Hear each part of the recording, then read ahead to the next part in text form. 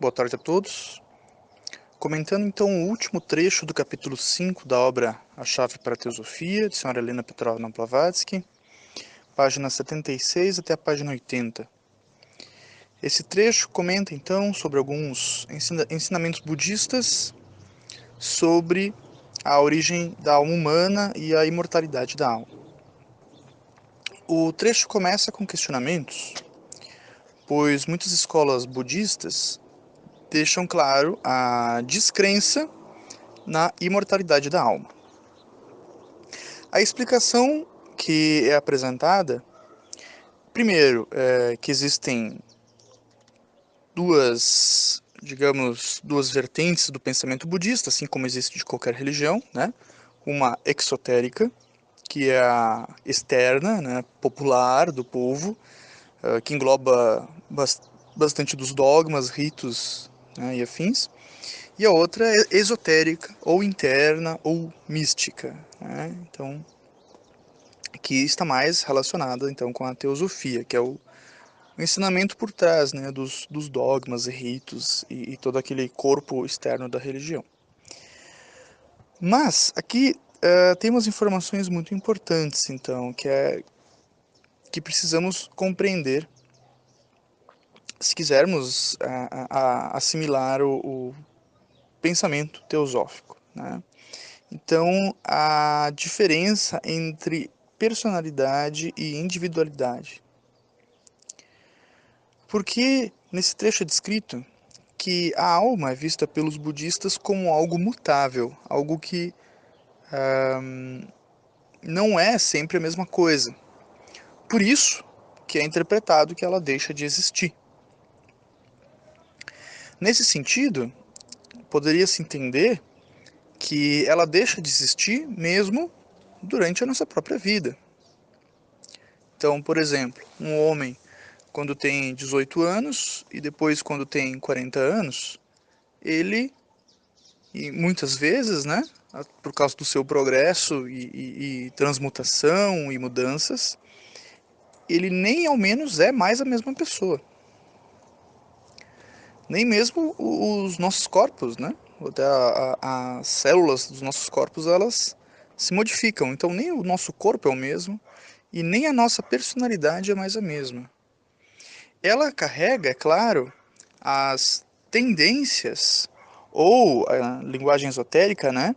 Os skandhas dessa mesma pessoa. Então essa mesma pessoa na mesma vida, né? Esse exemplo que eu estou usando tem um exemplo parecido aqui no livro. Então essa mesma pessoa nessa mesma vida, no exemplo, dos 18 aos 40 anos, ela se torna outra pessoa. Mas, é claro, ela carrega consigo muitos dos skandhas, ou as tendências, os padrões de comportamento. Então, muitos dos padrões de comportamento são os mesmos, mas a pessoa já é outra, porque muito já se modificou. E o mesmo vale de uma vida para outra. De uma vida para outra não é diferente.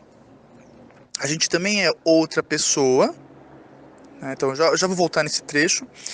A gente também é outra pessoa, mas a gente carrega os skandhas, que são, poderíamos dizer, os resultados do karma, né? Os resultados da ação que vão moldando, né, aquelas tendências de comportamento e que, quando a gente reencarna, então esses skandhas é que vão determinar a família que a gente vai nascer, o corpo que a gente vai nascer, o país que a gente vai nascer e as tendências ou os talentos, as potencialidades que a gente vai trazer ou não para a próxima vida, né? Então, sim, é uma outra pessoa, não é a mesma, mas ela traz uma certa continuidade, assim como nós temos durante a própria vida do indivíduo.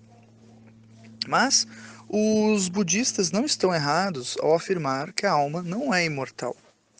Porque quando falamos em alma, estamos falando do ego, né? E estamos falando.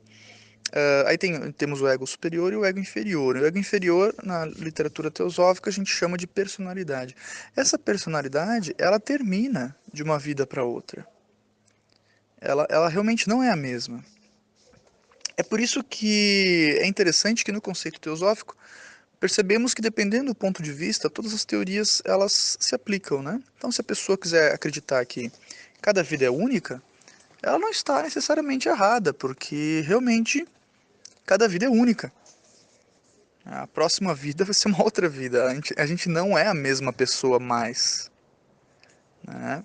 Existe, claro, existe a individualidade, ou espírito, ou atma, que aí sim, né? Então é uma essência, só uma essência, que sobrevive, né? Mas essa essência não é exatamente a pessoa, não é o Charles, por exemplo, né? Então o Charles ele só vai viver essa vida mesmo. E depois ele morre e ele nunca mais vai existir. Ele nunca mais vai voltar, né? Muitas vezes é comum o pessoal que tem uma visão mais espírita, né, acreditar que a gente desencarna, a gente fica um tempinho no plano astral e logo vai reencarnar, vai ser a mesma pessoa num outro corpo. E segundo, né, as tradições orientais, a literatura teosófica não é bem assim, né? Então é uma transformação muito maior do que isso, porque depois a gente acaba morrendo também no plano astral e depois morrendo também no plano mental inferior, né, até entrar no Devachan ali ou mental superior. Mas depois, mais para frente da obra, vai explicar melhor essa parte. Ah, já volto com outro comentário. Tem um trecho que eu gostaria de ler ele meio que na íntegra, porque tá tão bem escrito que é complicado até comentar sem corromper, né? Então ela tá fazendo comentários. A pergunta é a seguinte: você está sugerindo que nem os ensinamentos do Buda e nem os do Cristo foram até agora corretamente compreendidos? E a resposta: sim, eu quero dizer exatamente isso. Os dois evangelhos, o budista e o cristão, foram pregados com o mesmo objetivo. Ambos